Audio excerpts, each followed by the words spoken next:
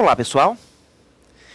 Estamos aqui quase completando o nosso estudo acerca das pessoas jurídicas. Nós já vimos que pessoas jurídicas são entidades legalmente constituídas de personalidade legal. Entidades que podem, assim, assumir direitos e obrigações nas relações civis. Vimos também que as pessoas jurídicas podem ser de direito público externo, de direito público interno e de direito privado. Na sequência, analisamos a responsabilidade civil dos entes públicos. Falamos também a respeito da administração da pessoa jurídica. O ponto crucial da nossa discussão, que foi na aula passada, centrou-se a respeito da desconsideração da personalidade, que é um procedimento através do qual o juiz suspende temporariamente a autonomia da pessoa jurídica e estende a execução patrimonial aos bens particulares dos sócios ou administradores. E vimos todos os trâmites que a desconsideração conhece. E finalizamos a aula passada verificando a dissolução da pessoa jurídica. Quais são as situações que levam ao seu término e como esse término deve ser processado. Pois bem, na aula de hoje, iremos falar um pouco sobre a questão dos direitos personalíssimos aplicados às pessoas jurídicas. Observem bem o que diz o artigo 52 do Código Civil. Olhem lá. De acordo com este artigo, aplica-se às pessoas jurídicas, no que couber, a proteção dos direitos da personalidade. Muito bem. Lembro que em aulas atrás nós falamos sobre direitos da personalidade. E vimos que esses direitos correspondem a valores intrínsecos à pessoa, como condição de sua existência e dignidade.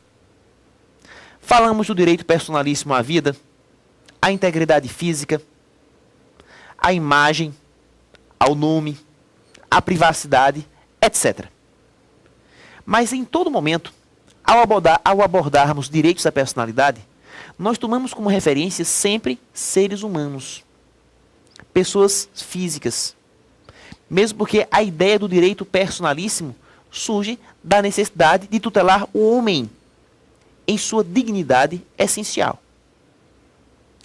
Ocorre que o artigo 52 do Código Civil está estendendo a tutela dos direitos personalíssimos também às pessoas jurídicas.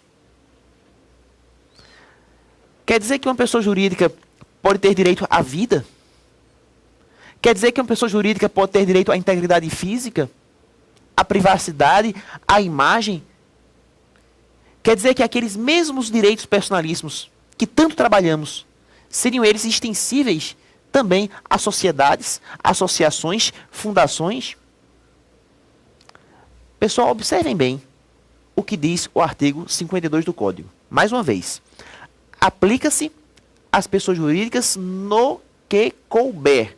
Atenção aqui. No que couber.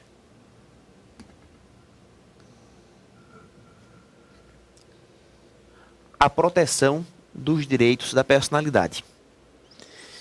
O que, na verdade, o artigo 52 faz é estender alguns direitos personalíssimos ao campo das pessoas jurídicas, e não todos.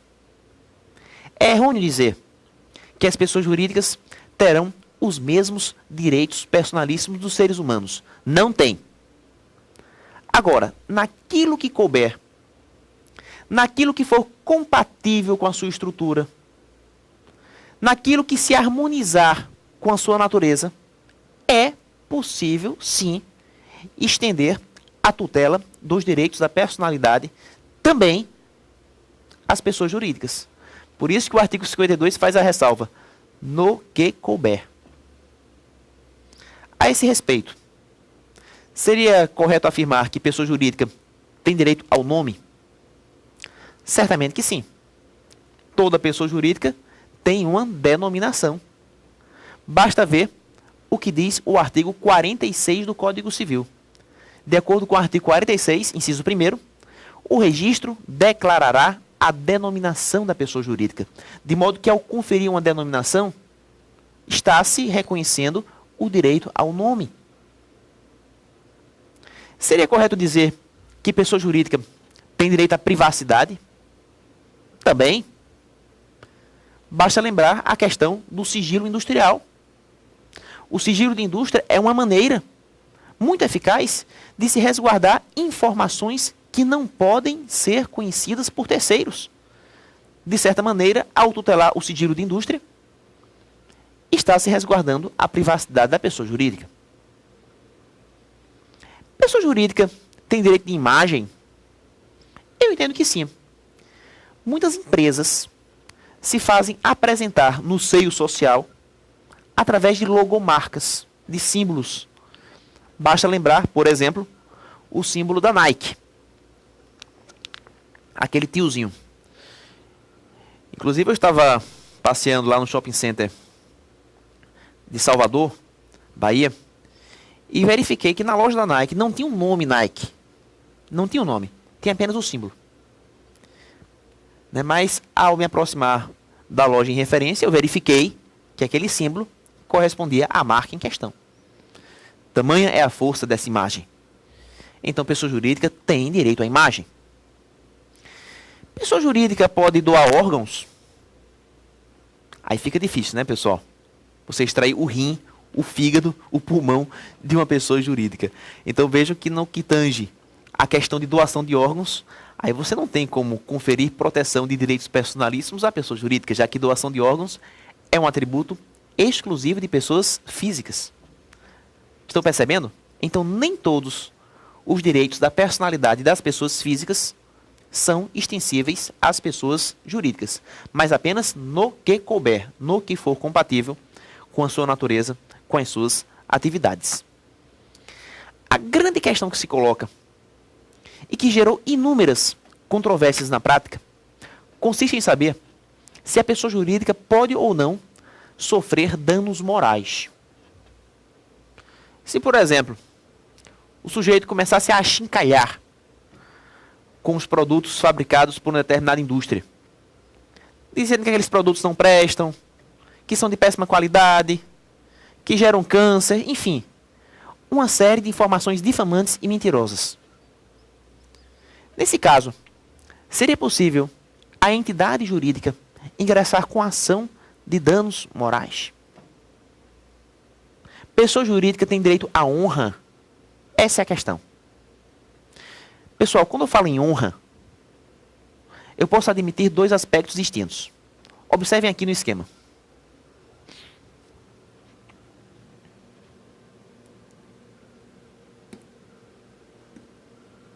De um lado, existe a honra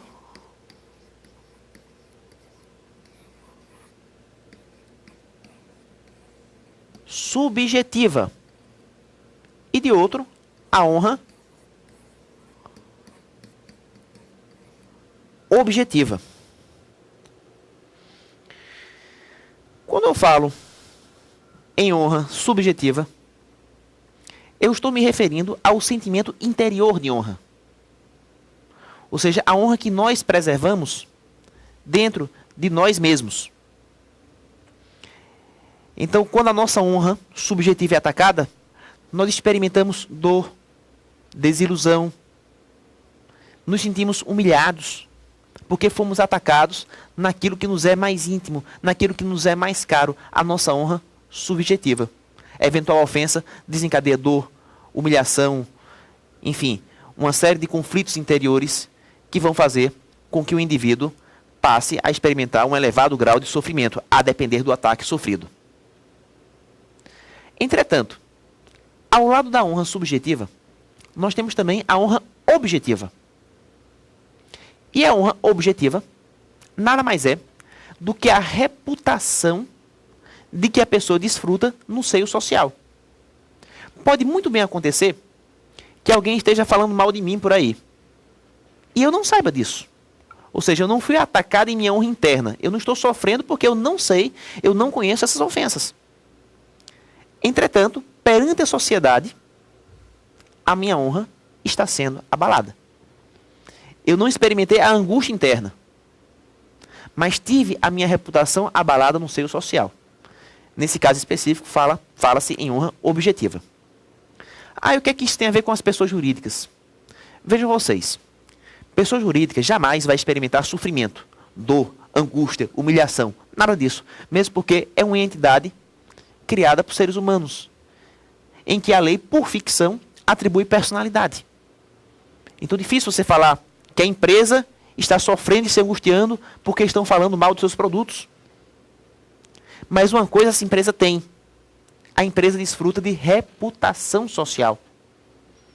De modo que eventual achincalhe poderia seriamente afetar a sua honra objetiva.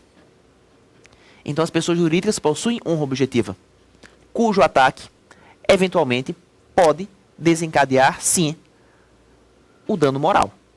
A propósito, nós temos até uma súmula do STJ, Superior Tribunal de Justiça, a súmula 227. Acompanhe aqui.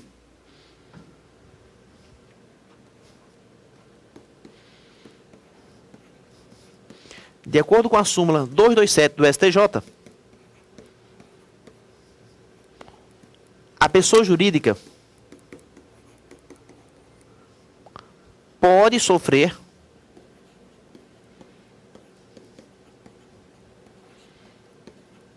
dano moral.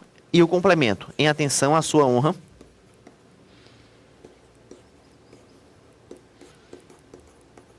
objetiva.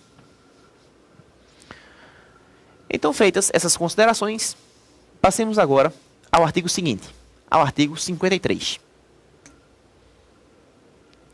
Este dispositivo está falando sobre associações, dizendo que constituem-se as associações pela união de pessoas que se organizem para fins não econômicos. Atenção aqui. Lembro que nas primeiras aulas, provavelmente na primeira aula sobre pessoas jurídicas, nós falamos das pessoas jurídicas de direito privado. E dissemos que os principais casos de pessoas jurídicas de direito privado, previstos inclusive no artigo 44 do Código Civil, seriam as sociedades, associações, fundações, partidos políticos e organizações religiosas. Se eu não me engano, nós falamos muito bem sobre isso. Pois bem, dentre as pessoas jurídicas de direito privado, nós temos, em particular, as associações. E as associações vêm disciplinadas na parte geral do Código Civil. É na parte geral que vamos encontrar as normas a elas correspondentes. Pois bem, o que caracteriza a essência de uma associação é exatamente a reunião de pessoas. Para criar associação, necessariamente deve haver uma pluralidade de membros. Entretanto, o que caracteriza essa coletividade de indivíduos é exatamente a ausência de fins econômicos, a ausência de fins lucrativos. Com efeito, a associação não pretende lucrar. O lucro nunca foi seu objetivo. Por esse motivo, nós temos dois elementos para caracterizar a essência de uma associação. Acompanhem comigo.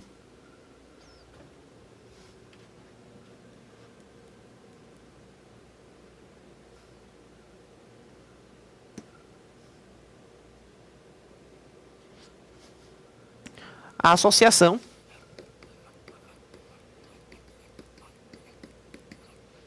ela é pautada pela reunião de pessoas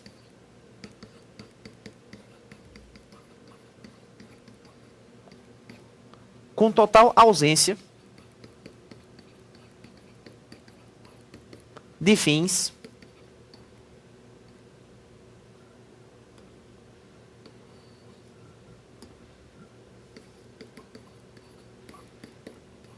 econômicos.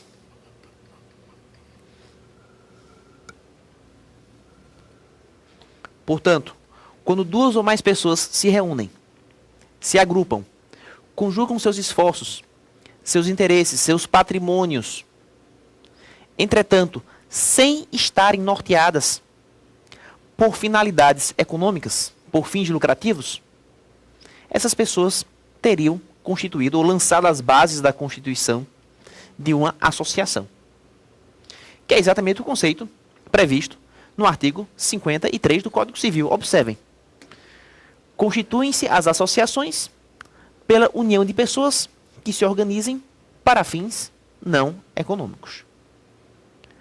Caso os interessados se agrupem com fins econômicos, com fins lucrativos, eles não teriam visado uma associação, e sim uma sociedade.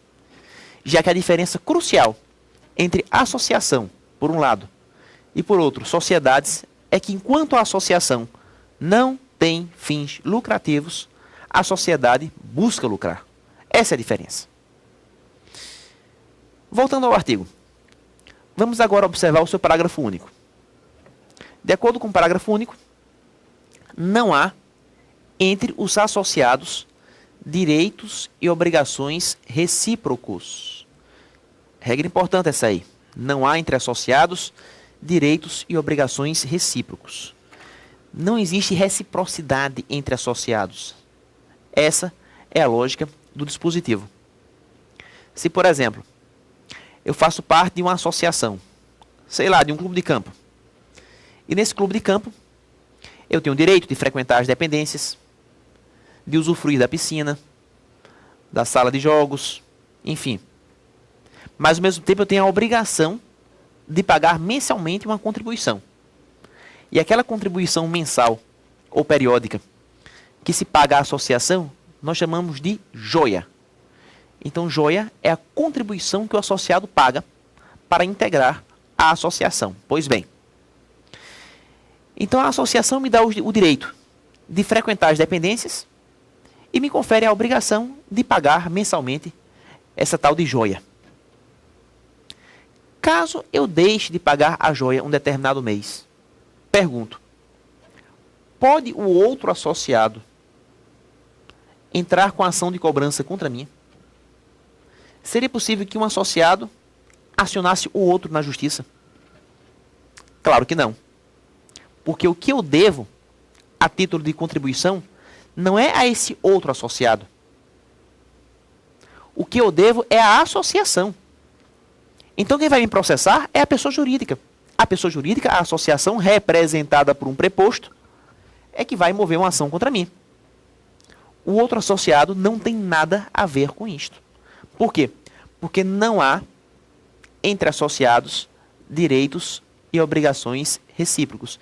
Eu não devo nada ao outro associado e o outro associado não tem nenhum direito de exigir nada de mim.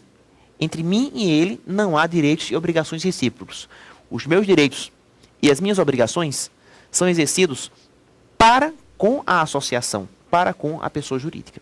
Essa é a lógica do dispositivo. Passemos agora ao artigo seguinte.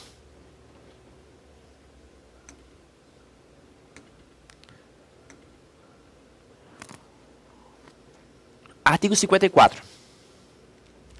Sob pena de nulidade, o Estatuto das Associações conterá. Atenção para o caput do artigo 54. Ele fala sob pena de nulidade. E ao falar só nulidade, ele está se referindo à nulidade absoluta. Atenção aqui.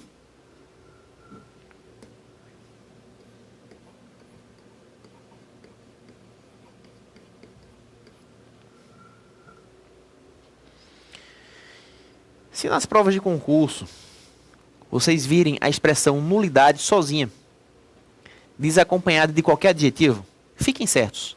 É nulidade absoluta. Quer dizer que o ato é nulo de pleno direito. Isso implica dizer, no caso do artigo 54, que a inobservância dos requisitos nele elencados torna o estatuto nulo, em curso em nulidade absoluta. Pois bem, vamos verificar os requisitos que o estatuto deve conter para não sofrer essa consequência da nulidade. Observem comigo.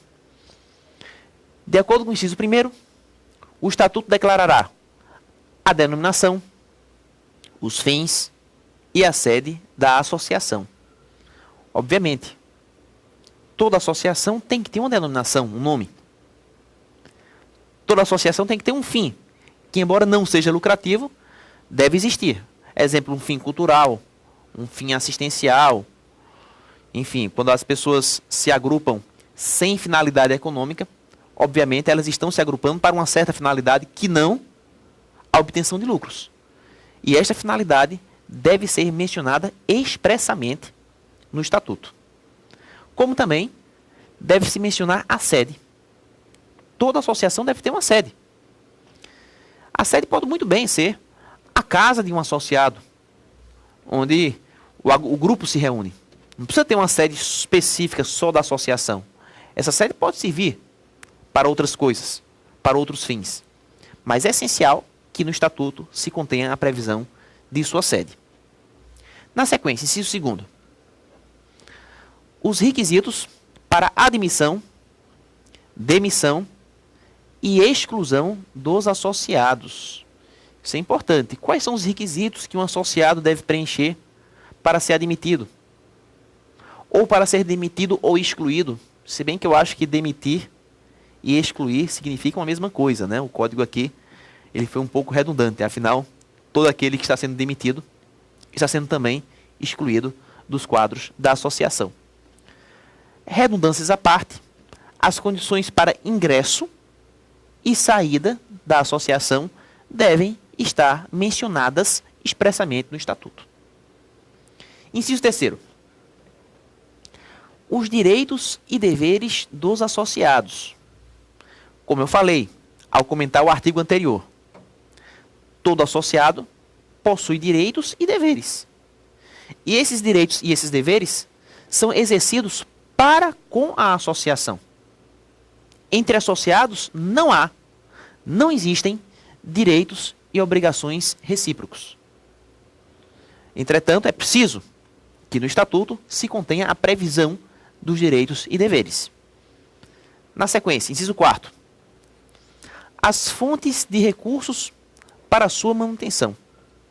A principal fonte de recurso para manter a associação é exatamente a joia, a contribuição que o associado paga.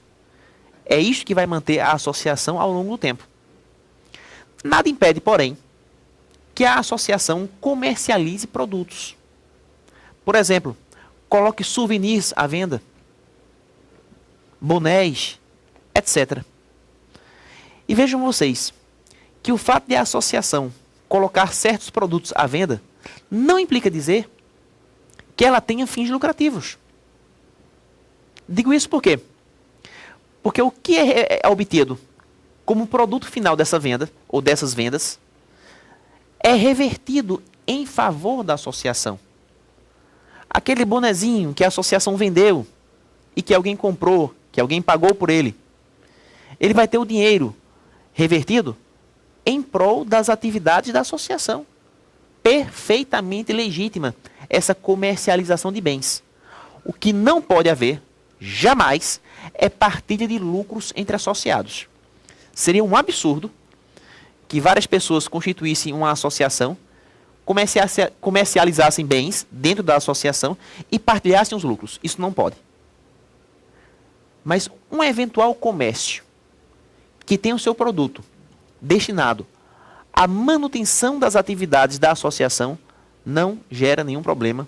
Afinal de contas, não se está apurando lucro, e sim sustentando a associação. Por isso, que deve se mencionar no Estatuto as fontes de recursos para a sua manutenção. Inciso 5º. O modo de constituição e de funcionamento dos órgãos deliberativos. Toda associação terá órgãos deliberativos. Terá uma diretoria, terá um conselho, terá uma assembleia.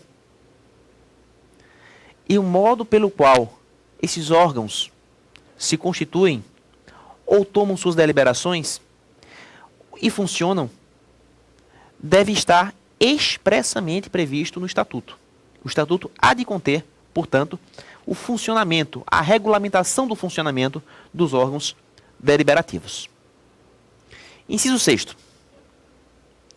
As condições para a alteração das disposições estatutárias e para a dissolução. Vejam vocês, toda associação, ela possui um estatuto.